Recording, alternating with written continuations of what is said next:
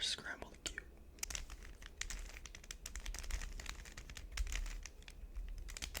The first step is to solve for the white face.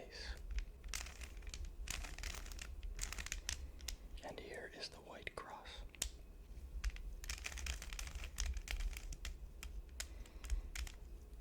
And here is the first layer solved. Next, I will solve the second layer.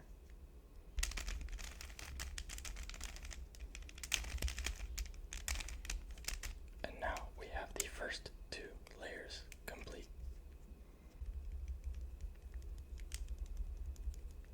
Next, I will orient the yellow pieces so that they are all facing